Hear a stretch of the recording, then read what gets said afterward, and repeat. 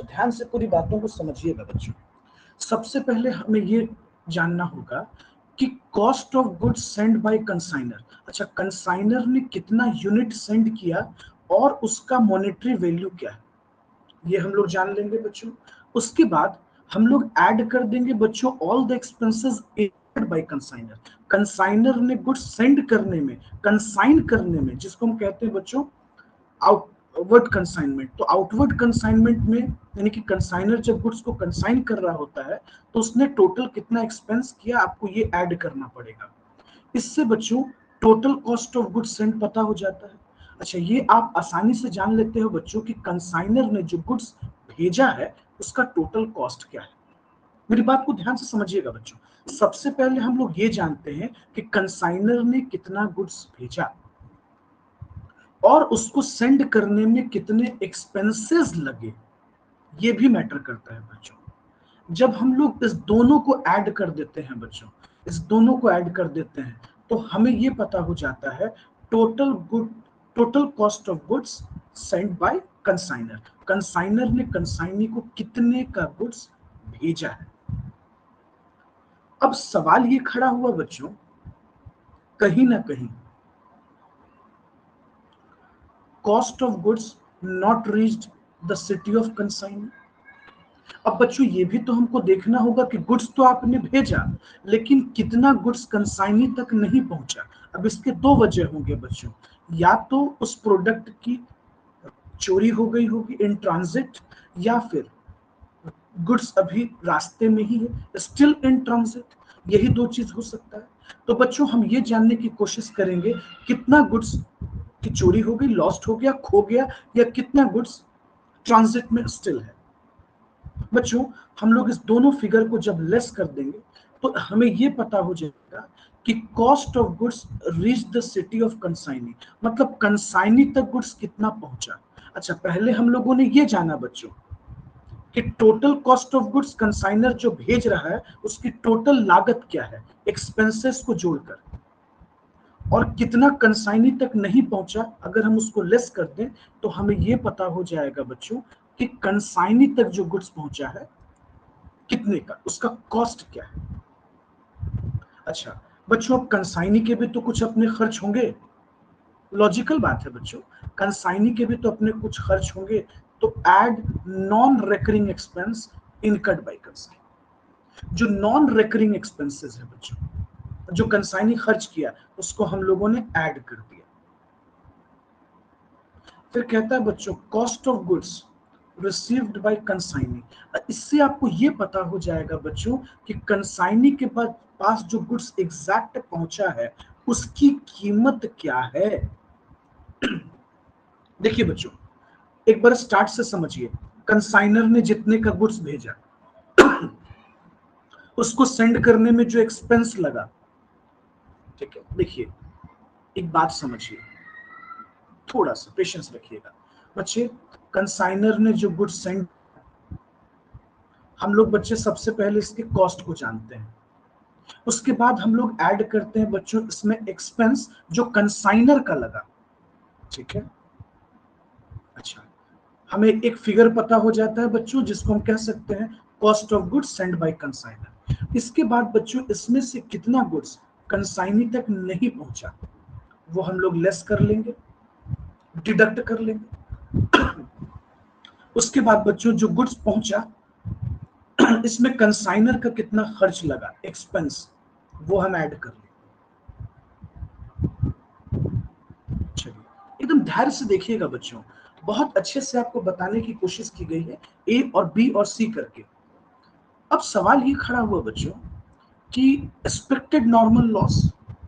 अच्छा, क्या कंसाइनी उसमें कोई यूनिट वेस्ट हो गया या कोई अनुमानित लॉस होने के अगर चांसेस हैं, एक्सपेक्टेड नॉर्मल लॉस सिर्फ यूनिट, कितना यूनिट बर्बाद हो सकता है वो हम लोग लेस कर लेते हैं। तो अब इससे ये पता होता है बच्चों की cost of goods available for sale, बेचने के लिए कितना प्रोडक्ट है हमारे पास।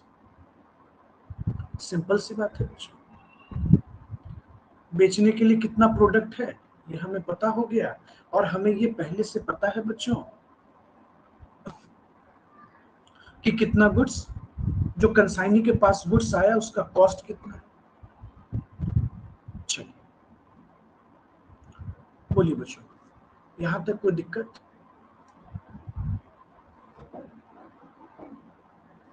तो यहां से हम लोग क्या करेंगे, अनसोल्ड स्टॉक का वैल्यूएशन लगा लेते हैं। चलिए अब देखिएगा बच्चों, कहता है कि भाई कौन कौन सा खर्च है जो कंसाइनर बेसिकली खर्च कर रहा है। बच्चों कंसाइनर को आउटवर्ड कैरेज आउटवर्ड लग रहा होता है, कंसाइनर को फ्रेट लग रहा होता है बच्चों, भाड़ा लग रहा होता है, इंश्योरेंस के खर्च लगेंगे, पैकिंग चार्जेस लगेगा। अच्छा कंसाइनी के देखिए क्या क्या एक्सपेंसेस होते हैं बच्चों। कंसाइनी को क्लियरिंग चार्ज देना पड़ता है बच्चों, डॉकयार्ड से बच्चों प्रोडक्ट को रिलीज कराने के लिए।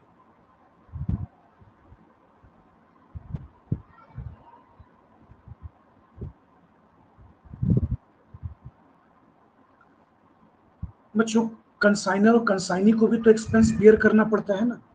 तो देखिए कंसाइनर को बेसिकली कौन कौन से खर्च लगते हैं बच्चों। देखिए कंसाइनर को कैरेज आउटवर्ड लगता है, प्रोडक्ट भेजने में फ्रेट चार्जेस लगते हैं बच्चों, इंश्योरेंस का खर्च लगता है, पैकेजिंग लगते हैं।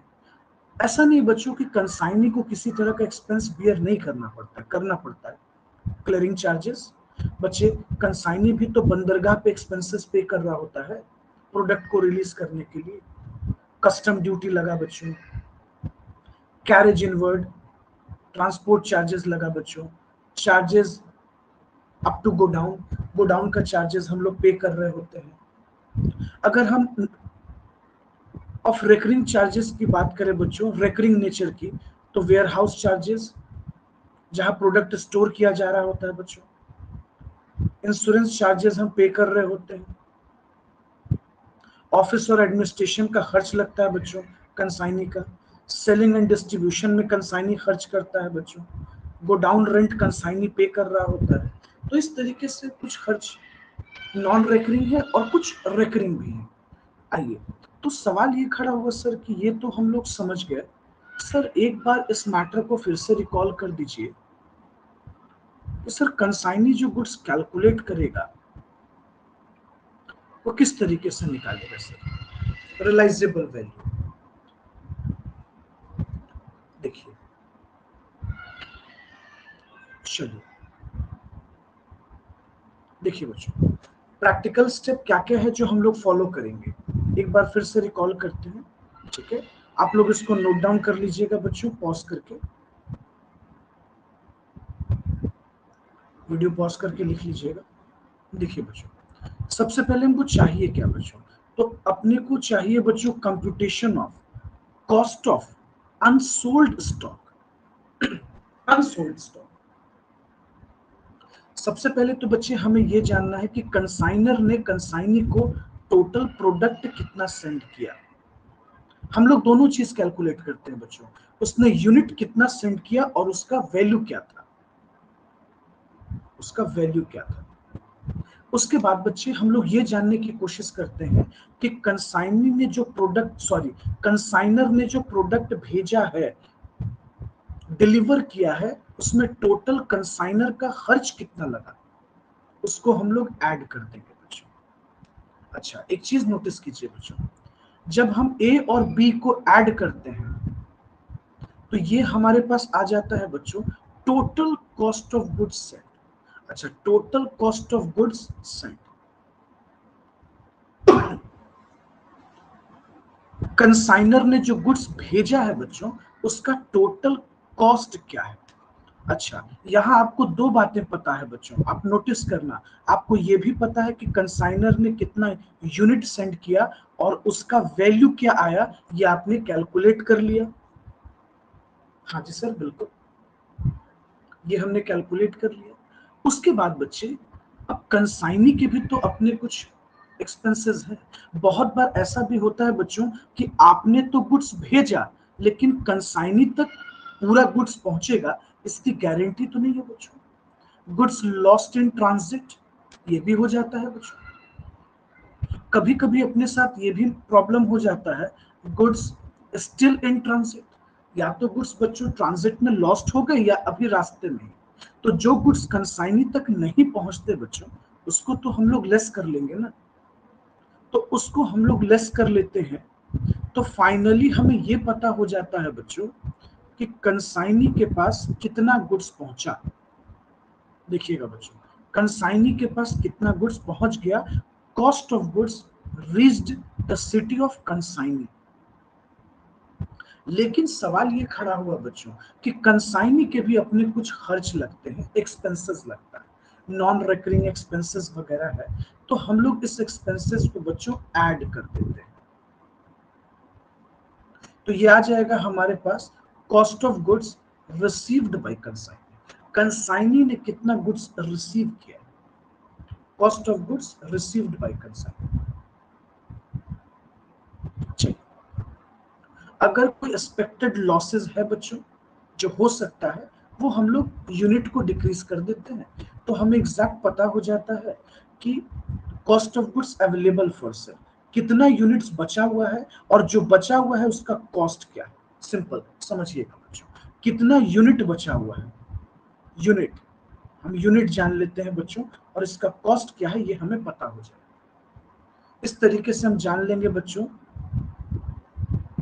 Cost of unsold stock. चलिए, तो ये हो गया बच्चों कैलकुलेशन। पैनिक मत होइएगा बच्चों, अभी आप बहुत इजीली जान जाएंगे कैलकुलेशन। हम लोग अभी कैलकुलेट करेंगे तो पता हो जाएगा किस तरीके से हम लोगों को कैलकुलेट करना है। ओके, चलिए आइए बच्चों, हम लोग एक क्वेश्चन सॉल्व करते हैं, जिस क्वेश्चन में हम लोगों को valuation of closing stock in hand निकालना है कि क्लोजिंग स्टॉक का क्या वैल्यूएशन है। आइए क्वेश्चन को पहले ध्यान से आप लोग सुनिएगा और सभी बच्चे समझिएगा। कहता है बच्चों, X provides you the following information, ठीक है भाई। Goods sent by Mr. X to his agent Mr. Y, 10,000 unit, जिसका प्राइस है बच्चों ₹20 पर यूनिट। अच्छा, इसका प्राइस क्या लग रहा है बच्चों, तो ₹20 पर यूनिट प्राइस लग रहा है। ध्यान से आप लोग पूरी बात को सुनिएगा। आगे कहता है बच्चों, mister x forwarding and insurance expenses. अच्छा, मिस्टर एक्स बच्चों कंसाइनर है, ध्यान से सुनिएगा, कंसाइनर का 50,000 का एक्सपेंस लगा है। कहता है बच्चों, agent took a delivery and brought the goods to his godown after incurring the expenses of ₹1 per unit. ये बच्चों किसका लग रहा है, एजेंट। एजेंट कौन है यहाँ, फिर देखिए क्या कहता है बच्चों, goods sold by agent. Agent जाहिर सी बात है बच्चों कंसाइनी को कह रहे हैं हम लोग, कितना यूनिट इसने बेच दिया, तो 7,300 यूनिट बेच दिया 30 पर यूनिट के अकॉर्डिंगली। एजेंट का खुद का कमीशन बनता है बच्चों 5%। अच्छा, क्वेश्चन पे ध्यान दीजिएगा, सबसे इंपॉर्टेंट बात, कहता है कि आप क्लोजिंग स्टॉक का वैल्यू बताओ। केस 3 है बच्चों, केस 3, हम लोग सबसे पहले केस ए लेंगे। कहता है बच्चों, if no other information is given, कोई और इंफॉर्मेशन नहीं है और आपको क्लोजिंग स्टॉक का वैल्यू निकालने कहा जा रहा है, कोई इंफॉर्मेशन ही नहीं है बच्चों, कोई इंफॉर्मेशन नहीं, no other information is given. चलिए आइए बच्चों, तो सबसे पहले हम लोग ट्राई करते हैं कैलकुलेट करने का वैल्यू क्लोजिंग स्टॉक का। ठीक है, तो क्वेश्चन को हम थोड़ा सा बच्चों मिनिमाइज कर देते हैं, साइड कर देते हैं,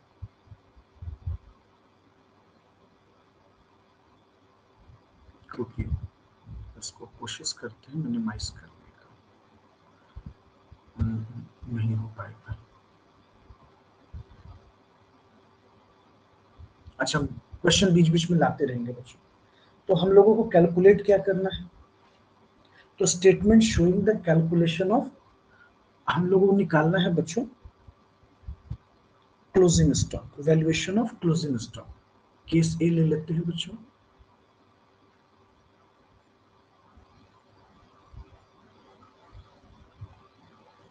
valuation of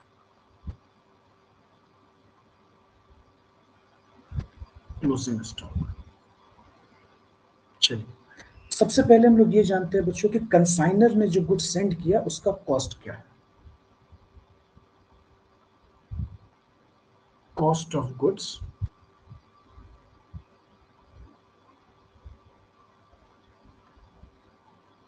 sand by consignor.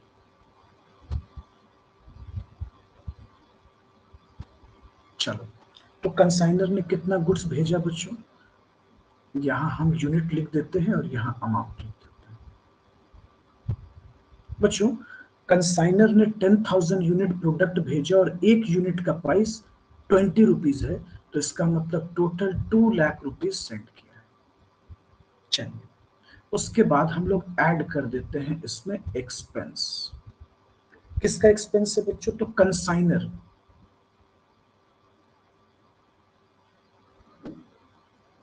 Consignor का एक्सपेंस है बच्चों।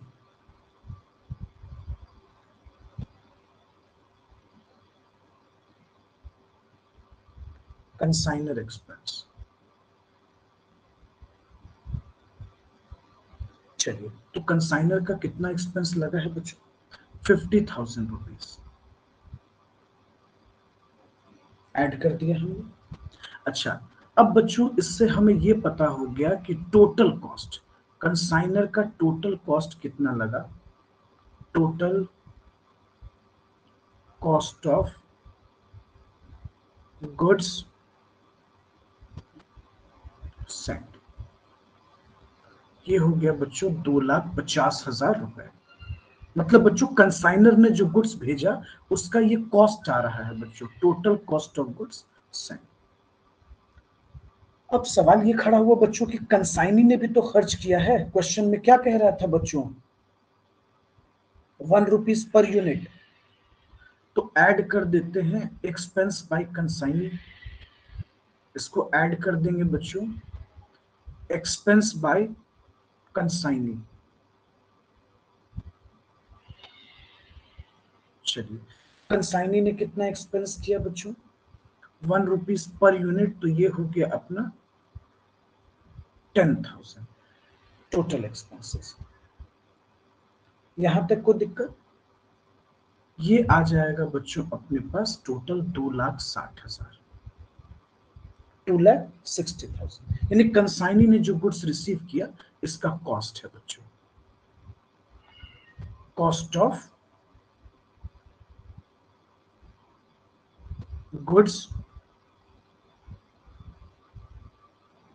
Received by consignee.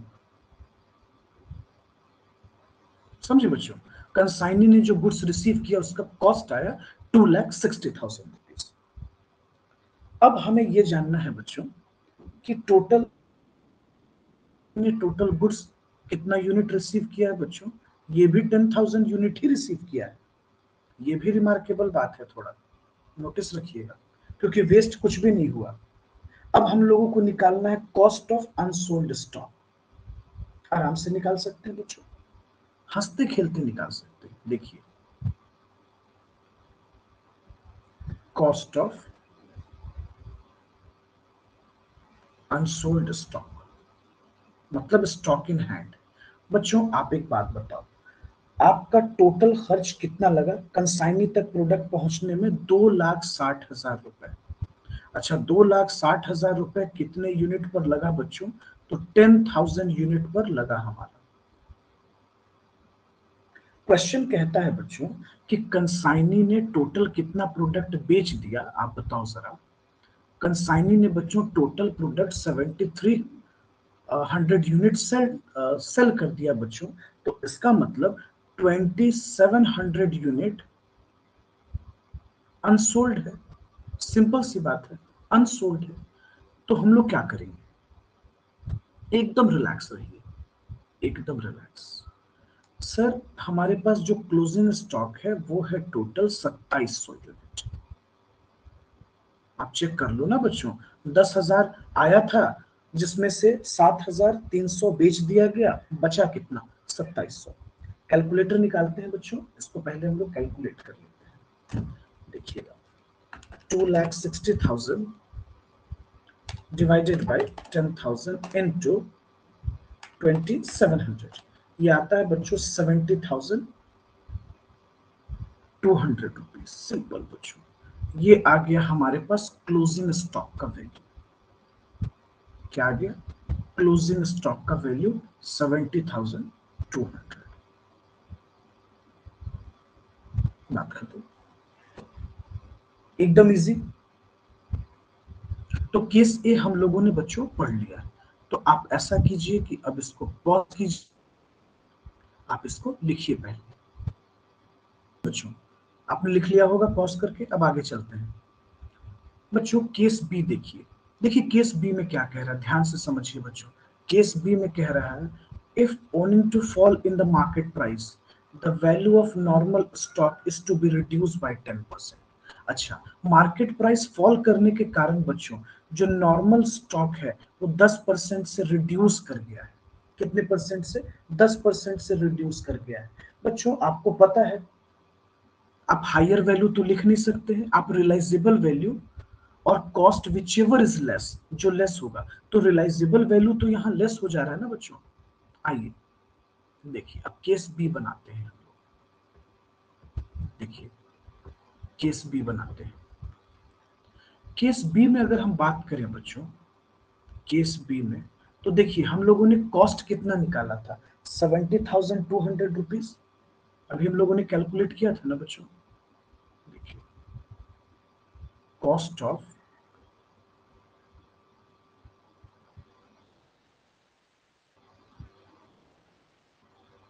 70,200 रुपीज, ये हमारा क्लोजिंग स्टॉक आया बच्चों। लेकिन कहता है बच्चों क्वेश्चन में कि प्राइस जो है 20% रिड्यूस कर गया है। 20% नहीं, सॉरी 10% था ना बच्चों, सॉरी सॉरी मिस्टेक हो गया। 10%, 10% क्या हो गया, रिड्यूस हो गया था शायद, क्या बोल रहा था, हाँ 10% मार्केट प्राइस फॉल कर गया। तो बच्चों 10% हम रिड्यूस कर देंगे, तो 10% कितना हो जाएगा बच्चों, 7,020 रुपए। तो एग्जैक्ट प्राइस कितना हो गया बच्चों, ये हो गया 63,180 रुपीज। सिंपल बच्चों, value of closing stock, value of closing stock. कहां कोई प्रॉब्लम आया बच्चों? सबसे पहले हम लोगों ने ए पॉइंट में कैलकुलेट कर लिया केस ए में क्लोजिंग स्टॉक, और केस बी में कह रहा है बच्चों प्राइस 10% से रिड्यूस कर गया। लीजिए हमने दोनों को मिनिमाइज करके स्क्रीन पर रख दिया। कहां कोई प्रॉब्लम आया बच्चों? इजी है, 10% रिड्यूस हुआ है, 10% हमने घटा दिया, तो वैल्यू ऑफ क्लोजिंग स्टॉक आ गया। और आपको पता है बच्चों कि कॉस्ट और realisable value whichever is less, हम उसी को रिप्रेजेंट करते हैं। सिंपल। चलिए वीडियो पॉज कीजिए और नोट डाउन कीजिए।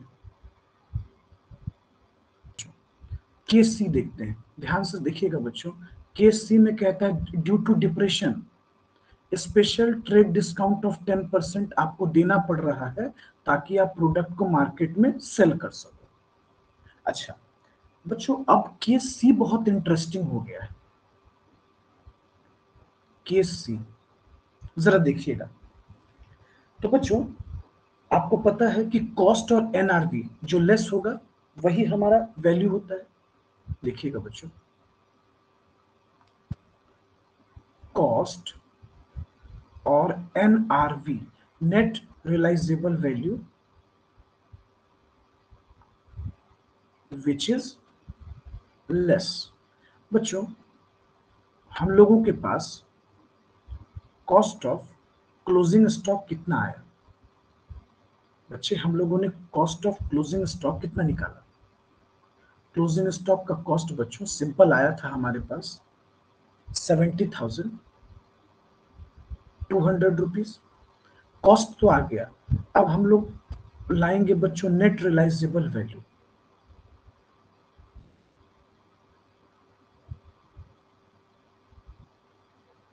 Net realisable value. अच्छा बच्चों आप एक बात बताओ, सबसे पहला मैटर ये करता है कि सर जो क्लोजिंग स्टॉक है हमारे पास वो 2700 यूनिट है, और पहले बच्चे जो एजेंट था उसने 30 रुपीज पे सेल किया, आप क्वेश्चन में देखिएगा। लेकिन बच्चों अब आपको 10% डिस्काउंट देना पड़ रहा है, तो इसका मतलब अब आप इसको कितने प्राइस पर बेच रहे होगे? 27 रुपीज पर। अब देखो ना बच्चों, 30 रुपीज से आप 10% डिस्काउंट दिए, 3 रुपीज, तो इसका अब इसका मतलब आप 27 पे सेल कर रहे हो, तो 2700 यूनिट इंटू 27 करते हैं बच्चों, तो ये लगभग आ जाना चाहिए हमारा 72,900, 72,900। लेकिन क्वेश्चन ये हुआ बच्चों कि जब रियलाइजेबल वैल्यू कम हो रहा है तो एजेंट का कमीशन भी तो अपने को लेस होगा, क्योंकि सर एजेंट का कमीशन भी तो फिर उस पर इफेक्टेड हो, रियलाइजेबल वैल्यू में लेस एजेंट कमीशन।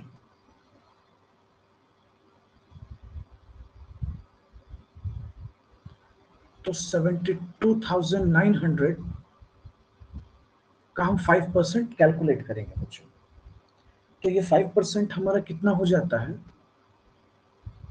3,645।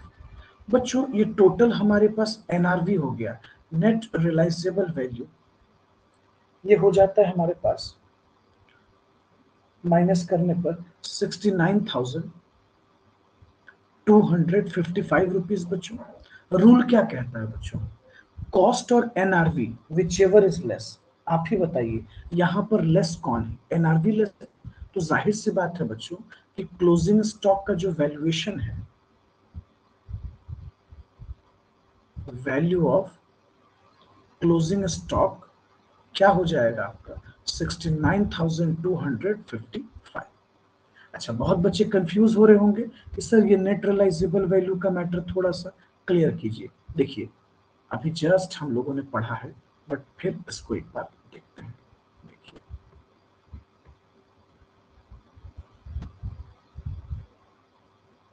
देखिए क्या कहता है बच्चों, आपको अगर नेट रियलाइजेबल वैल्यू कैलकुलेट करना है तो सबसे पहले आप कीजिए कि यूनिट कितना है, मतलब क्लोजिंग यूनिट बच्चों। अच्छा, मार्केट रेट क्या चल रहा है बच्चों, रियलाइजेबल वैल्यू पर यूनिट क्या चल रहा है। अच्छा, हम लोग के केस में देखिएगा बच्चों, इस क्वेश्चन में केसी में पहले 30 रुपीज में सेल हो रहा था, बाद में कह रहा है कि 10% डिस्काउंट देना पड़ा, तो 27 रुपीज हो गया। इसलिए बच्चे रियलाइजेबल वैल्यू पर यूनिट मेरे केस में 27 हो गया था, इस 27 रुपीज से एडजस्ट किया। आई बात समझ में आपको बच्चों, इसलिए 27 रुपीज। तो अपने पास आ गया बच्चों total realisable value, total realisable value आ गया हमारे पास।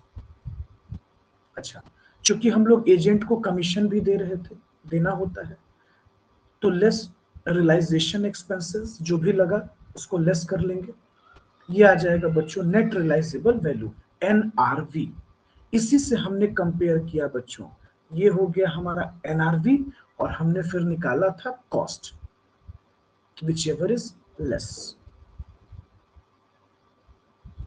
आई बात समझ में, चलिए पॉज करके लिखते नहीं है ना बच्चों, इसीलिए आपको प्रॉब्लम होता है।